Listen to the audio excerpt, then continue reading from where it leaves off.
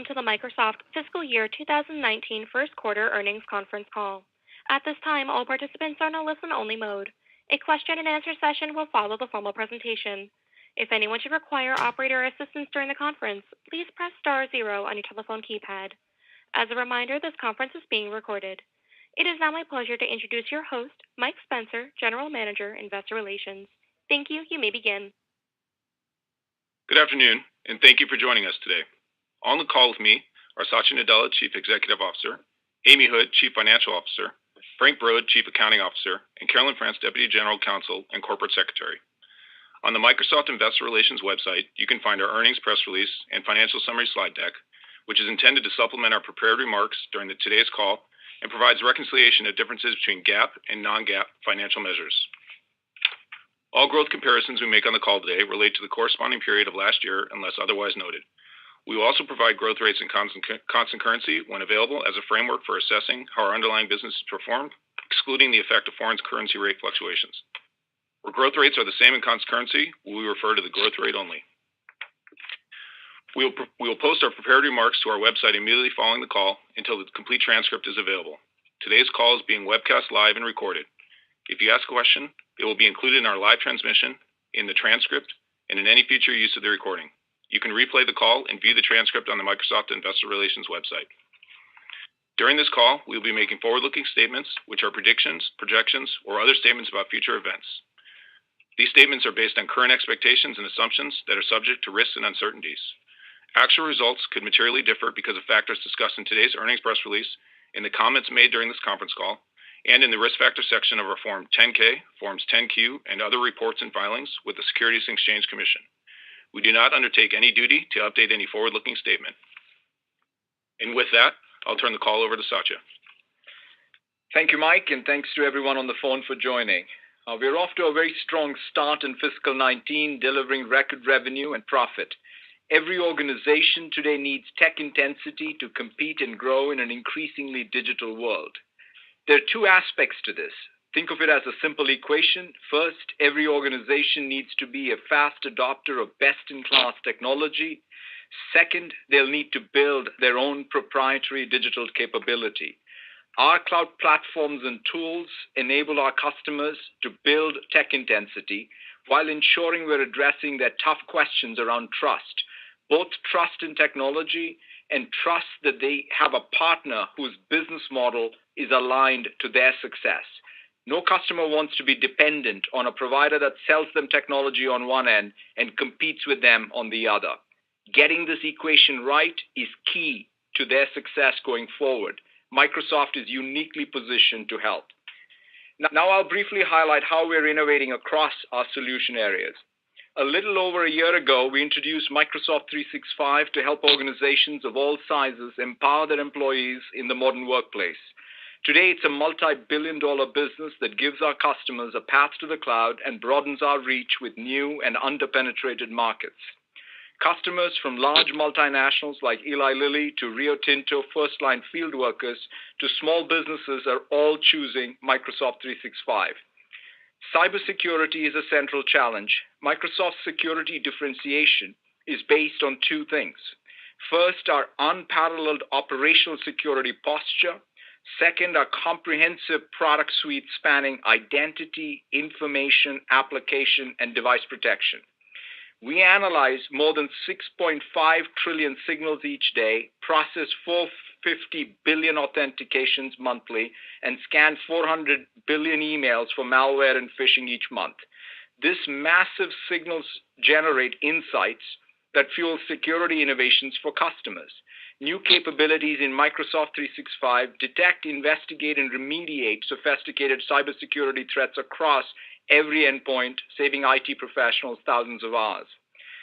Microsoft Security Score gives organizations a dynamic report card on their security posture. In identity management, Microsoft is already a leader with Azure Active Directory, and we are innovating with new capabilities to eliminate passwords for the hundreds of thousands of Azure AD connected apps that businesses use every day.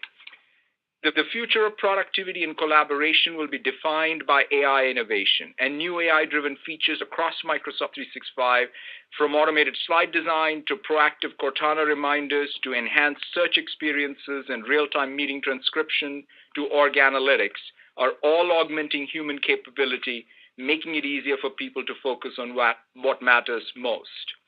And another differentiator is Microsoft Teams. Microsoft Teams is the only enterprise-grade solution that brings together messaging, video conferencing, meetings, and web-based collab into a single integrated user experience scaffolding. It eliminates the need for discrete single-point solutions that only increase an organization's security and compliance exposure. Customers recognize this value. Teams is now the hub for teamwork for 329,000 organizations, including 87 of the Fortune 100. And we are adding automated translation support for meetings, shift scheduling for first-line workers, and new industry-specific offerings, including healthcare and small business. Windows 10 continues to gain traction in the enterprise as the most secure and productive operating system, and more than half of our commercial device install base is now on Windows 10. Surface continues to set the bar for the industry with 5 new category-leading Surface devices, including the new Surface Go. Microsoft 365 and Surface are inspiring our OEM ecosystems to innovate, and we have the strongest line of devices going into the holiday season. Moving to business applications, AI-powered digital feedback loops that connect products, operations, customers, and employees to create predictive power, automate workflows, and ultimately improve outcomes are key to all organizations. Dynamics 365 uniquely addresses this need. We expect Dynamics to deliver more than $2.5 billion in revenue this year, with half of that total coming from Dynamics 365. And this quarter, we introduced Dynamics 365 AI, a new class of AI applications built for an era where the systems of record and engagement are converted into intelligence. Dynamics 365 Mixed Reality digitizes the physical spaces and interactions. Companies like Chevron and ZF Group are already using it to transform training and design for their first-line workers, and H&M, the world's second largest clothing retailer, is relying on Dynamics 365 to digitize its critical business processes. These customers and others recognize the advantage of our modular, extensible approach over the traditional SaaS model of monolithic suites of siloed apps. And our investments in our analytics and application platform, spanning Power BI, Power Apps, and Flow, are driving momentum with customers and have made us a leader in no-code app building and business analytics in the cloud. Our Open Data Initiative, a strategic partnership with Adobe and SAP, takes this even further, delivering on our vision of one unified data model to provide unparalleled business insight from behavioral, transactional, financial, and operational data. Together, we'll enable data to be exchanged and enriched across systems, making it a renewable resource that enables new intelligent customer experiences. LinkedIn continues to be an essential platform to connect the world's professionals. With sessions growth of 34% year over year and record levels of messages sent and content shared. We're innovating with new experiences that leverage the LinkedIn and Microsoft graphs, such as the ability to email LinkedIn connections directly from Microsoft 365. Strong engagement across the platform is fueling demand for sponsored content in marketing solutions and talent solutions, which saw record job postings again this quarter. Talent Insights is a new self-service analytics solution that gives HR professionals competitive intelligence and labor market trends for an increasingly competitive jobs market. And the pending acquisition of Glint brings employee insights alongside LinkedIn's workforce insights to create a powerful solution to help customers attract, retain, and develop the best talent. Now turning to Azure. Customers from multinationals like Volkswagen, Anheuser-Busch, InBev, MasterCard, to fast-growing startups like Grab are recognizing the architectural advantage of a consistent computing stack from the cloud to the edge. Azure is the only hyperscale cloud that extends to the edge across identity, data, application platform, as well as security and management. We introduced 100 new Azure capabilities this quarter alone, focused on both existing workloads like security and new workloads like IoT and Edge AI. With Azure Confidential Computing, Azure is now the first cloud to provide a secure platform for protecting the confidentiality and the integrity of data while in use, adding to our existing security protections to encrypt data in transit as well as in rest. Every company needs a strategy to take advantage of the billions of IoT devices entering the market each year. Azure Sphere, our end-to-end solution for securing microcontroller-powered devices, is now broadly available and seeing strong customer interest. Azure Digital Twins is a new service that models relationships and interactions across people, places, and devices. We're investing to make Azure the best cloud for enterprise data. Our data services spanning SQL Database, Cosmos DB, Data Warehouse, and Data Lake provide the most comprehensive data platform needed for enterprise data estates. Azure ML builds on this foundation to further democratize data and AI to unlock insights, helping data scientists build and train AI models faster, then deploy them to the cloud or to the edge. Across industries, our customers and partners are using services like these to transform. BMW introduced an agent to redefine how people interact with their cars. Bühler, which processes 65% of the world's grain, is relying on Azure Cognitive Services to improve food safety. Shell is applying AI across its enterprise to optimize deal productivity and keep workers safe. And this week at Cyber's conference, the Microsoft Cloud is front and center, powering financial services transformation for organizations such as Swift, which is enabling secure payment transfers on Azure. Finally, our pending acquisition of GitHub, which we expect to close shortly, recognizes the increasingly vital role developers play in value creation and growth across every industry. I'm excited about the opportunity to bring our tools and services to new audiences while enabling GitHub to grow and retain its developer-first ethos. Now I'll turn to gaming. We continue to broaden our reach with more than 2 billion gamers worldwide and expand our opportunity, from the way games are distributed to how they are played and viewed. We are investing in content, community, and cloud services across every endpoint to expand usage and deepen engagement. First-party content is key to our approach, and we now have 11 game studios in our portfolio to deliver differentiated content for our fast-growing services like Game Pass. Xbox Live now has 57 million monthly active users, and Mixer usage growth is accelerating. This loyal, high-value community is our strongest asset, creating expanding opportunity for monetization of first- and third-party games. Fortnite is a good example of that. And all up, we are seeing record software and services revenue and engagement being driven on our platform.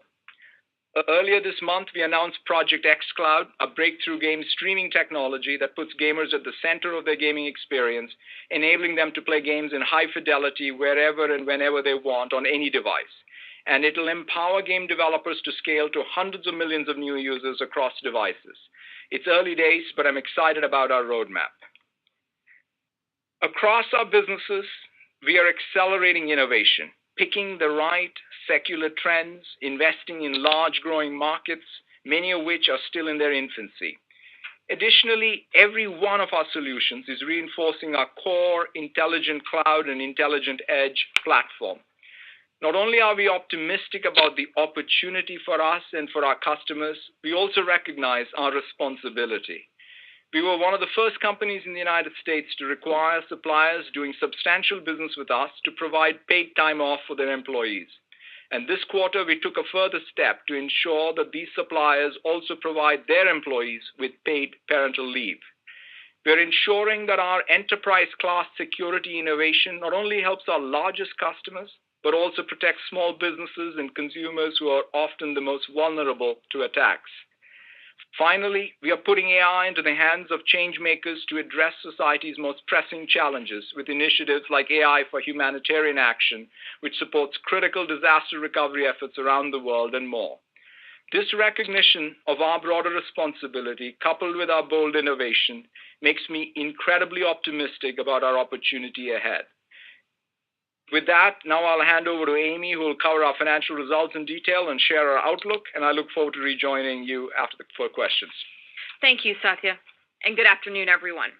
This quarter, revenue was $29.1 billion, up 19% and 18% in constant currency. Gross margin dollars increased 18%. Operating income increased 29% and 28% in constant currency, and earnings per share was $1.14, increasing 36% and 33% in constant currency. Another quarter of double-digit revenue and operating income growth drove a record start to the fiscal year. We saw strength across each of our segments with strong sales execution by our partners and sales teams. Customer demand for our hybrid and cloud offerings drove the quarter, and we continued to benefit from favorable macroeconomic and IT spending trends. Now to our commercial business. As a reminder, starting this quarter, the commercial portion of LinkedIn is included in these metrics. Our commercial revenue annuity mix increased 1 point year over year to 90%. Commercial unearned revenue was $27.3 billion, growing 22% and 21% in constant currency, in line with expectations.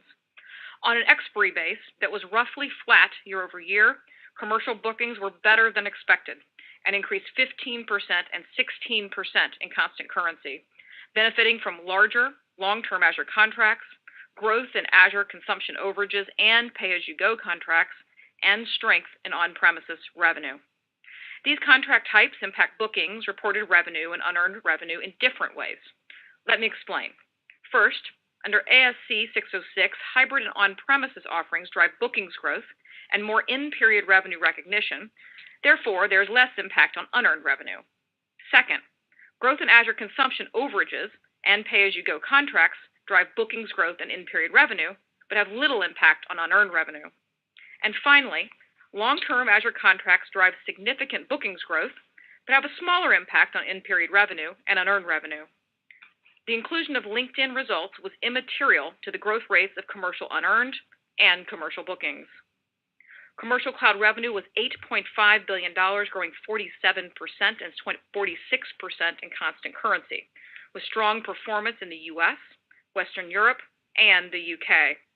Commercial cloud gross margin percentage increased 4 points to 62%, driven again by significant improvement in Azure gross margin. Company level, gross margin percentage was 66%, down slightly year over year, with sales mix shift to gaming and commercial cloud. FX increased overall company and productivity and business processes revenue by 1 point, in line with guidance. The impact to intelligent cloud and more personal computing revenue was immaterial, 1 point less favorable than expected. FX impact was immaterial to COGS and operating expenses, about 1 point less favorable than expected. Even with that headwind, operating expenses grew 8%, in line with expectations.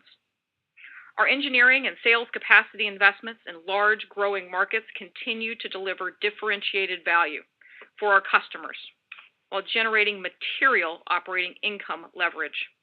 This quarter, we increased operating margin nearly 3 points year over year. Now to the segment results. Revenue from productivity and business processes was $9.8 billion, increasing 19% and 18% in constant currency, ahead of expectations, driven by both the on-premises and cloud businesses. Office commercial revenue grew 17% and 16% in constant currency, driven by continued Office 365 commercial growth and approximately 3 points of growth from increased demand ahead of a price increase with the launch of Office 2019. Office 365 commercial revenue grew 36% and 35% in constant currency, with installed base expansion across all customer segments and ARPU growth as customers shift to E3 and E5 workloads. Office 365 commercial seats grew 29% and, in line with last quarter, benefited from strong performance of our Microsoft 365 academic offers. Office consumer revenue increased 16% and 17% in constant currency, driven by growth in Office 365 subscription revenue and approximately 5 points of growth from increased channel demand ahead of a price increase with the launch of Office 2019. Office 365 consumer subscribers grew to 32.5 million. Dynamics revenue grew 20%, including a few points from a greater mix of contracts with higher in-period recognition under ASC 606. Dynamics 365 grew 51% and 49% in constant currency. LinkedIn revenue increased 33%, with strong execution across all businesses. Segment gross margin dollars grew 18% and 17% in constant currency, and gross margin percentage declined slightly year over year as cloud mix offset LinkedIn and Office 365 margin expansion. Operating expenses increased 7% and 8% in constant currency, with ongoing investments in LinkedIn, cloud engineering, and commercial sales capacity to support top-line growth. Operating income increased 29% and 27% in constant currency. Revenue from Intelligent Cloud was $8.6 billion, increasing 24%, better than anticipated, driven by demand for our hybrid offerings. Server products and cloud services revenue grew 28%. Azure revenue increased 76%, in line with our expectations, with strong growth across both consumption and per-user-based businesses. Our on-premises server business grew 10% and 9% in constant currency, driven by continued demand for premium versions and hybrid solutions, as well as increased demand ahead of Q2 price increases for certain versions of our server products. Enterprise services revenue grew 6%, as growth in Premier Support Services and Microsoft Consulting Services was partially offset by a decline in custom support agreements for Windows Server 2003. Segment gross margin dollars increased 28% and 27% in constant currency. Gross margin percentage increased year over year as material improvement in Azure gross margin percentage offset the growing mix of Azure IaaS and PaaS revenue. Operating expenses increased 19% and 20% in constant currency, driven by ongoing investments in cloud and AI engineering and commercial sales capacity. Operating income grew 37% and 35% in constant currency. Now to more personal computing. Revenue was $10.7 billion, increasing 15%, with significantly better than expected results in gaming. Gaming revenue increased 44% and 45% in constant currency, with better than expected results across both software and services and hardware. Xbox software and services revenue grew 36%, with continued strength from a third-party title. Xbox hardware revenue grew 94% and 96% in constant currency, with earlier than expected sell-in of holiday hardware bundles. In Windows, we saw healthy Windows 10 commercial deployments as the OEM ecosystem continued to benefit from customer demand for modern and secure software and hardware. OEM Pro revenue grew 8%, a few points ahead of the commercial PC market from a higher mix of premium licenses. Windows commercial products and cloud services revenue increased 12%. In consumer, OEM non-Pro revenue declined 5%, below the consumer PC market, with continued pressure in the entry-level price category. Inventory levels were within the normal range. Search revenue ex-TAC increased 17%, driven by Bing rate growth and increased volume in U.S. and international markets. In Surface, revenue grew 14%, driven by Surface Book 2 and Surface Go. Segment gross margin dollars grew 10%, and gross margin percentage decreased due to sales mix to our lower margin gaming business. Operating expenses declined 1%. As a result, operating income grew 23%. Now, back to our total company results. As expected, capital expenditures, including finance leases, were up sequentially to $4.3 billion, driven by ongoing investment to meet demand for our cloud services. Cash paid for property, plant, and equipment was $3.6 billion. Free cash flow was $10.1 billion and decreased 2% year over year due to higher capital expenditures in support of our cloud business. Cash flow from operations increased 10% year over year, with strong cloud billings and collections, partially offset by our first annual TCJA payment of $1.5 billion. Excluding the TCJA payment, free cash flow grew 12%, and operating cash flow grew 22%. Other income was $266 million, higher than anticipated, due to realized gains and the recording of mark-to-market gains under the new accounting rules for financial investments.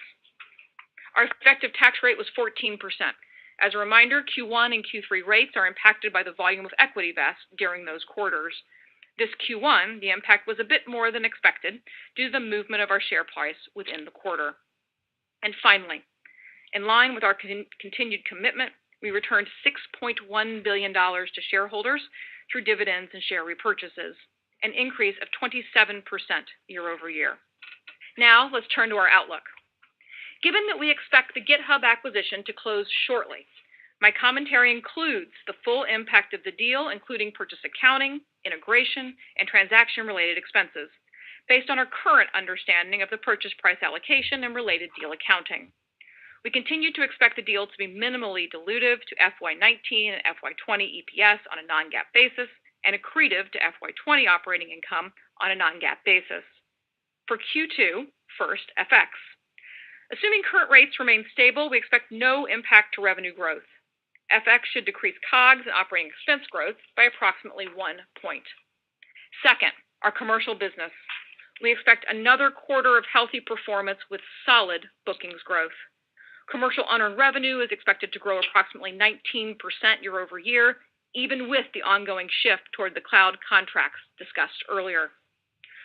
Commercial cloud gross margin percentage should continue to improve on a year-over-year basis, though at a more moderated rate than prior years, given the continued mix of revenue toward Azure consumption-based services. Margin improvement will continue to vary on a quarterly basis, driven by revenue mix, seasonality, and the timing of infrastructure spend. Third, we expect ongoing year-over-year growth in capital expenditure as we support growing demand. Given infrastructure spend timing, Q2 CapEx should be roughly in line with Q1. Now to our segment guidance. In productivity and business processes, we expect revenue between $9.95 and $10.15 billion.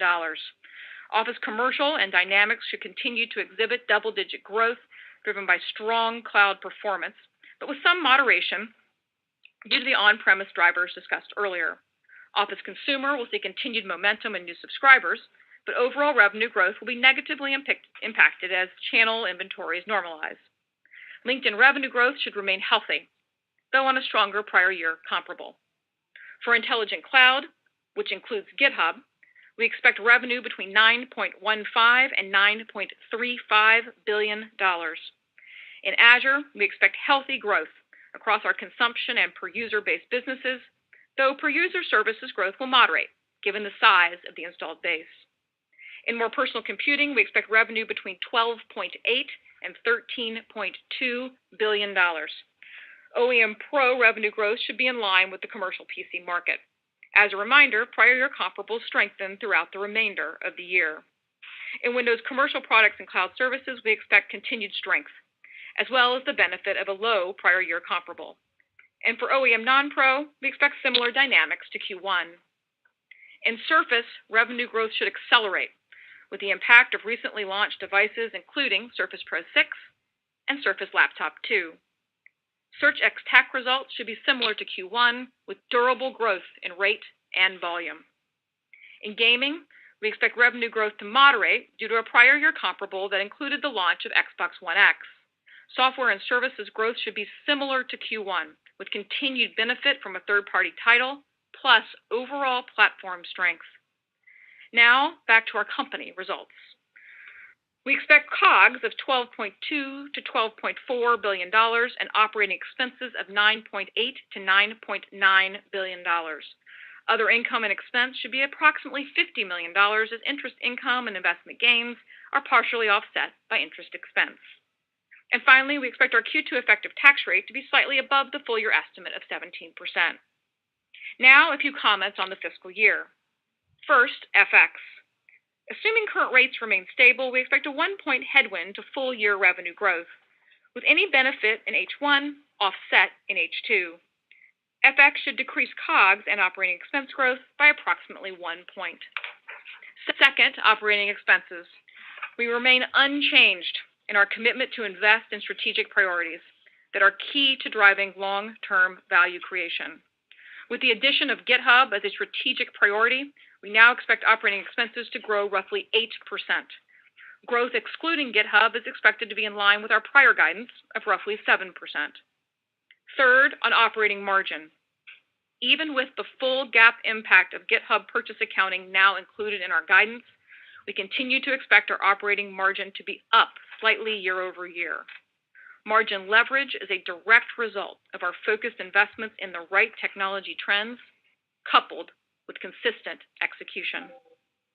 For CapEx, we continue to expect the growth rate for the year to moderate, even as we meet demand for our cloud services. Regarding the GitHub acquisition, we remain committed to an incremental share buyback beyond the normal quarterly pace that is expected to fully offset stock consideration issued in the transaction by the end of the fiscal year. And finally, we continue to expect the full year effective tax rate to be roughly 17% with quarterly variability. And with that, Mike, let's go to Q&A. Thanks, Amy. We'll now move over to Q&A. Operator, can you please repeat your instructions? Thank you, ladies and gentlemen. At this time, we will be conducting the question and answer session. If you would like to ask a question, please press star 1 on your telephone keypad. The confirmation tone will indicate that your line is in the question queue. You may press star 2 if you'd like to remove your question from the queue. For participants using speaker equipment, it may be necessary to pick up your handset before pressing the star keys. Our first question is coming from the line of Heather Bellini with Goldman Sachs. Please proceed with your question. Great. Thank you very much for the question. Amy and Satya, if I look at your intelligent cloud segment, and in particular the server products and cloud services, those continue to defy gravity a little bit here. And I'm just wondering if you could just give us a sense of how much maybe the pricing changes that went into effect at the beginning of the quarter that you're in now might have helped drive spending last quarter ahead of them going into effect. But also, can you share with us how the Azure hybrid benefit message might also be impacting Azure growth rates? Thank you. Sure. Thanks, Heather, for the question. I'll start, and then, Amy, you can add. I mean, I think what you're fundamentally seeing in that overall KPI is what I think are two major advantages we have. One is an architectural technology advantage around hybrid, right? So we don't think of hybrid as some stopgap, as a move to the cloud. We think about it the coming together of distributed computing, where the cloud and the edge work together for not just the old workloads, but most importantly for new workloads. And that's where we're seeing some very significant good feedback loops in shaping even our future roadmap. And this is a place where we're leading. The second thing, as you pointed out in your question, is we have a business model advantage. The Azure benefits are things both for Windows Server as well as for SQL, which I think are very, very unique to us. And you see that. So the combination of the technology advantage and the business model advantage is what I see in the results, whether it's the standalone Azure growth, which is what we expected, and it's very strong, and the server KPI is even stronger. So I think that's at least how I would answer that question. And to your specific question, Heather, on the impact of some of the price increases that went into effect in Q2, I'd say it's a couple of points. So I would not sort of over-rotate on that topic. The overall number, even if you take a couple points off that 28, is a very good performance that I believe, to Satya's point, is the impact you've seen of the very aligned technology roadmap on the architecture plus a business model that matches it. Great. Thank you very much. Thanks, Heather. Operator, we'll take the next question, please. Thank you. The next question is coming from the line of Keith Weiss with Morgan Stanley. Please proceed with your question. Excellent. Thank you for taking the question, and very nice quarter, guys. I wanted to dig into capital efficiency around your cloud assets a little bit. This quarter, you talked about Azure gross margins coming in, sort of continuing to improve really nicely. CapEx came in. The growth there is slowing a little bit. Can you talk to us about sort of what's kind of driving that? Is it sort of the move to higher level services so you get like better pricing against the capital? Is it sort of just you're just not sort of pouring down as much cement, if you will, in terms of database expansion? Is it like better productivity of the core sort of compute stuff? Like, can you help us understand sort of how capital intensity is trending in that Azure in particular, but more broadly in the cloud businesses? It's a great question, Pete. I would say the way we think about our capital efficiency, and I, in fact, added that even to my commentary this time, which is we're building this intelligent cloud, intelligent edge platform to span everything not only the Azure business, but also the future of game streaming to what we are doing in Microsoft 365 or Dynamics 365. For the first time, what you see across Microsoft is really one platform which spans all of these businesses and all of the margin structures that are there, represented in it. So that's where, if you think about the thing that Amy and I focus a lot on, is the capital efficiency end to end in that context, versus getting caught up in even the capital efficiency as measured by any one of these individual pieces, because we think that's what Microsoft's uniqueness long term lies. But that said, on Azure, you're absolutely right. What you are seeing is two things. One is things like the Azure hybrid benefits, as well as the higher level services that create, I think, both uniqueness as well as good margins long term. I mean, especially on the database side is one place where I would say from a year-over-year worth of progress, whether it's just Azure database by itself. I mean, that service with full compatibility with SQL Server is a fantastic value proposition for our customers who have huge estates, whether it's the data warehouse that's become very, very competitive, the data lake, and Cosmos DB, I think, is very unique in its capability. So that's one place where, as you know, any AI project first starts with data, and that's one place where we are seeing good traction. Thanks, Keith. Operator, we'll move to the next question. Thank you. The next question is coming from the line of Philip Winslow with Wells Fargo. Please proceed with your question. Hey, thanks guys for taking my question, and congrats on another great quarter. I just wanted to focus in on Office. Obviously, Amy, you called out some of the positives from the price increase that's coming up. But if I look at just Office 365, both commercial and consumer, it just continued just strong growth on both those two, and especially on the commercial side, there's still that gap between seat growth and revenue growth. So if you kind of just think where you are, and I guess in terms of just sort of the life cycle here, and obviously we've got multiple SKUs, maybe just kind of give us an update of how you're thinking about where you stand, and especially as you think about the full year here, how you sort of expect these metrics to progress.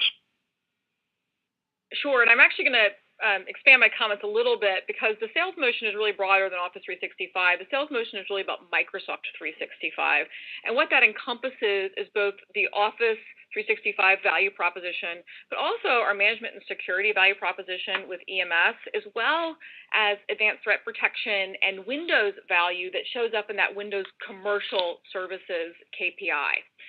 So the bucket of those together, what we're seeing is many of the workloads and movement to E3 within Microsoft 365 and to E5 continue to have good pull. There's great customer demand for the value that comes in security, in analytics, in meetings, in voice, in collab.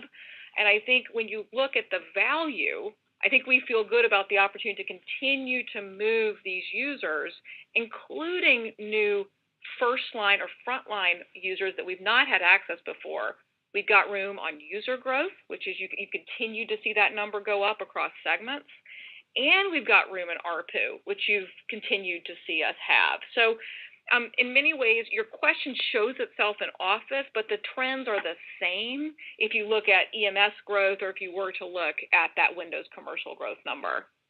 And I'll just add that the seat growth as well as the ARPU growth, one of the things, even in spite of the success we may have achieved in the past, we never were that successful in penetrating with all of our workloads when it comes to small business, and definitely across the globe. So that's another dimension that you see play out as well. Awesome. Great. Thanks, Phil. Yeah, thanks, Phil. Operator, we'll move to the next question, please. Thank you. The next question is coming from the line of Raimo Lenschow with Barclays. Please proceed with your question. Hey, thanks for taking it. Satya, can we focus on gaming for a little bit?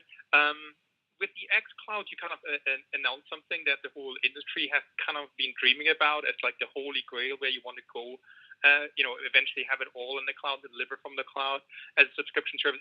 Can you talk a little bit about the innovation that is involved in you being able to starting to deliver that now? Thank you. Sure. But before I get to streaming, the thing that I'd say is most critical when you think about gaming is having a platform where the gamers are already there. That means you need to have a platform that has a community around it and monetize as well. So when you see some of the KPIs and some of the strength you saw in quarter, that's the foundation of Xbox. Xbox has the key gaming community and the monetization capabilities, whether it's first-party games or third-party games, we are best in class in that monetization, and that's what's reflected in the results. So given that structural position, we are going to make sure that we keep increasing the strength of the community. You see that already with Minecraft going to all platforms and that increasing the intensity of the community, and you'll see us do more of that. Obviously, bringing Game Pass to even the PC is going to be a big element of that. And then streaming is just a natural sequence of it. And the advantage we have with streaming is we have a massive cloud advantage. And so we're going to bring, obviously, what we're doing with Azure networking, all to bear in ensuring that Xbox and xCloud is one of the best workloads for it. So that's how I see it. It, of course, will increase our reach. But what I'm most excited about is the core content and community and the platform we have for monetizing that usage. And that, I think, is really what gives us even the permission to think about streaming. Great. Thanks, Ron. Operator, please move to the next question, please. Thank you. Our next question is coming from the line of Jennifer Lowe with UBS. Please proceed with your question. Great, thank you. I know you mentioned GitHub's closing soon. It's obviously not closed yet, but given you've got a few months under your belt now since it was announced, and an opportunity to solicit some feedback from the developer communities that maybe aren't using Microsoft technologies on a regular basis but are very active with GitHub, do you have a sense yet of what the opportunities might be to do outreach to those developers that might be working closely with competing platforms, and how closely you can kind of hug them into the Microsoft ecosystem versus leaving GitHub as sort of a self-sustaining entity now that you have a little bit more opportunity to discuss that with customers in the field? Sure. First of all, thank you for that question. We're very excited about GitHub closing, and quite frankly, primarily, I'm excited because for us, as I've always said, GitHub is not a means to some other end. It's an end unto its own, which is we've always cared about developer and developer productivity, and especially at a time like this when there are more developers outside of the tech industry as the world goes digital, we think this is perhaps one of the big SaaS opportunities going forward. And so therefore, that's why we want to ensure that everything we do, and the number one priority for Nat and team at GitHub will be all about maintaining that GitHub community, the ethos around developers at the core. That said, I think we will do what is necessary to make sure that our products and services that are on Azure or elsewhere, our tooling, which are already many open source projects on GitHub, we do a good job of earning that developer trust and developer adoption. But we are very grounded on the fact that it has to be earned and not something that we will inherit because of being owners of GitHub. The second thing I'll also mention is that to me, the opportunity to win, I would say, new class of developers, we're making progress. In fact, this morning I was reading a news article on Hacker News, which is a community where we've been working hard to make sure that Azure is growing in popularity, and I was pleasantly surprised to see that we've made a lot of progress. In some sense, that at least basically said that we're neck to neck with Amazon when it comes to even elite developers as represented in that community. So we have more work to do, but we're making progress on all dimensions. Great. Thank you. Thanks, Jen. Operator, we'll move to the next question, please. Thank you. The next question is coming from the line of Brad Zelnick with Credit Suisse. Please proceed with your question. Thanks very much, and congrats on a great start to the year. Amy, in your comments, you cited the continued benefit from a strong IT spending environment, and it's very clear from your results there's a lot of Microsoft-specific success and execution happening here as well. But as you look at your pipelines and all the various signals you see in the market, do you have a view on how long the environment persists, and what are the indicators that give you confidence? Thanks, Brad, for the question. In general, the way I tend to look at this is the interactions we have with customers and the markets we're in, and do we feel like they're expansive? And so when I look at the businesses that we've built and the businesses we're investing in, and do I feel like this need for tech intensity that Satya talked about that will ultimately drive the desire and need for customers to adopt technology, we're in the right places. And that's the signal actually we hear back from customers, whether that is Microsoft 365, Dynamics 365, and a new worldview on what business processes and business applications can look like, whether it's frankly our views on gaming that Satya just discussed. I feel like the signal we're hearing is that we're in the right part of the market with customer-focused value that can deliver a high ROI to them, no matter what that IT budget looks like. And so I think as long as we focused on providing that value, we'll feel good about our opportunity to both grow and take share in the market. Fantastic. Thanks, Thank Brett. you. Yeah, thanks, Brett. Operator, will please move to the next question. Thank you. The next question is coming from the line of Walter Pritchard with Citi. Please proceed with your question. Thanks. Amy, I'm wondering if you could talk about Azure, the outlook for the year. I know growth rate's been a bit volatile. I think you had a pretty strong Q4, including bookings in that business. Maybe you could help us understand relative to the growth we're seeing right now, how you expect the Azure trajectory to play out for the year. Sure. Let me spend a couple minutes on that. We actually saw better bookings in Q1 again on Azure, as I mentioned, just like we did in Q4. And so obviously that's certainly encouraging as we look on a go-forward basis for the rest of the year. But as I think about, I tend to focus, as you know, on the all-up server and product KPI because the Azure hybrid benefits that exist with Windows Server and SQL Server are really valuable to customers if they want to move to Azure. On their own terms is the single best value proposition to a customer to make a commitment there. And so if we start to focus on one number or the other, I think we're missing the fact that our customer method and go-to-market is actually through the overall product portfolio. And so I tend to probably, as you might imagine, be more confident than I was in coming out of Q4 with a strong Q1 and that overall hybrid demand and Azure signal plus good Azure bookings when I talked about my confidence in high teens growth in that KPI for the rest of the year. Great. Thank you, Amy. Thanks, Walter. Operator, we'll take next question, please.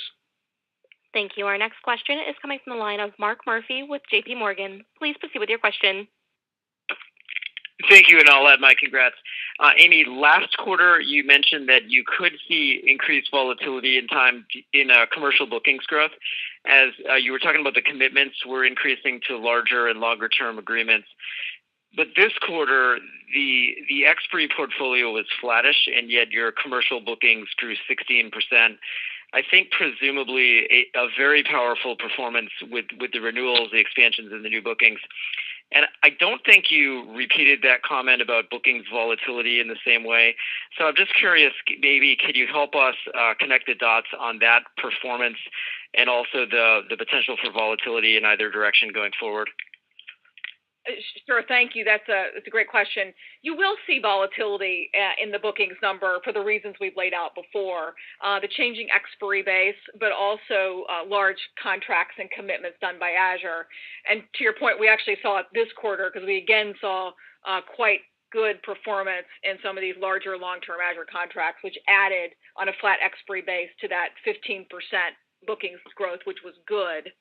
And so what that means is you'll see some volatility in that, and you're also going to see some volatility in commercial unearned, specifically because whenever you see hybrid strengths, it won't land as much in unearned. So, when as the business gets bigger and we do bigger and larger deals, and some of them are on-prem and some of them are in Azure, you're going to see volatility, frankly, in both of those.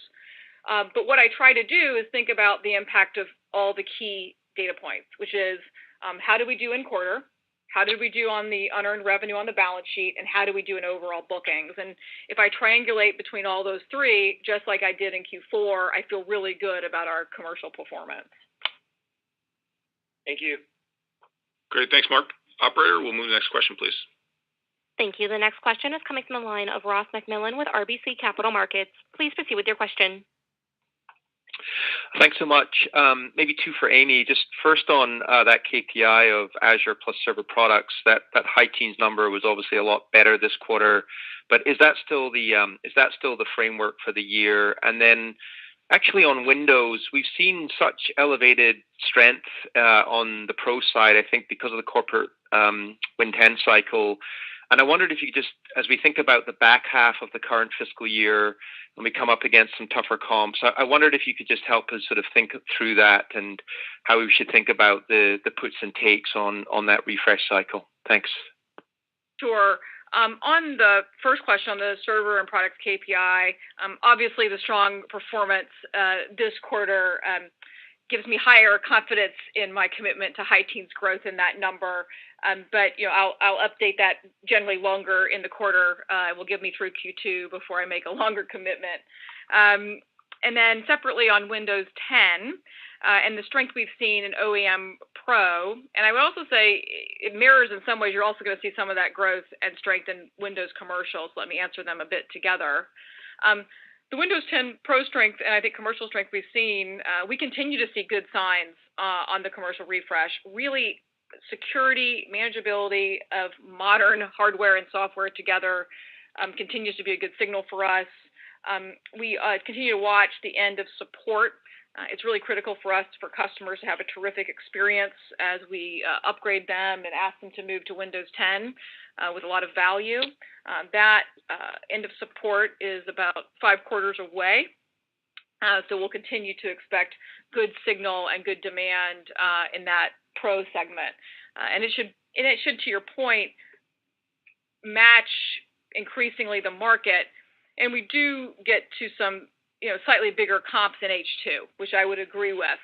But I don't want to diminish the signal, because the signal is demand is very good for Windows 10 and upgrade and modern hardware when they realize the benefits. And so even if you have a tougher comp, I think the demand signal and our opportunity to continue to sell Microsoft 365 in that process and an upgrade to Office 365 as they do deployments is a big opportunity for us to excel. Thanks so much. Great. Thanks, Ross. Operator, this will be our last question. We'll take it now, please. Thank you. Our final question is coming from the line of Brad Reback with Stifel. Please proceed with your question. Thanks very much. Maybe one for Satya. Satya, as you think about the Dynamics business going forward, how do you weigh the potential need to do a larger acquisition there versus just organic development or small tuck-ins? Thanks. Yeah, I mean, overall, I feel very, very good about the opportunity ahead in business applications for us. And I think about the combination of both Dynamics 365 as well as what we're doing on the LinkedIn side. They all represent our participation in business applications. And the thing that what's happening out there in the marketplace is as things become more digital, there is in fact more need for business process automation. At the same time, there is a need for the application suite to be built very differently. And that's where I think we have an architectural advantage again with Dynamics 365. It's much more modular, it's modern, it's extensible with this Power Platform that gives us the ability to do things for customers and serve them in ways that is very differentiated. So that's our primary focus. We'll always look at opportunities outside, but in a time when there is a real fundamental shift in the category when it comes to both business models and technology, we feel we're well positioned to ride that. Great. Thanks very much. Thanks, Brad. That wraps up the Q&A portion for today's earnings call. Thank you for joining us today, and we look forward to speaking with all of you soon. You can find additional details at the Microsoft Investor Relations website. Thanks you all. Thank you. Ladies and gentlemen, this concludes today's conference. Again, we thank you for your participation, and you may disconnect your lines at this time.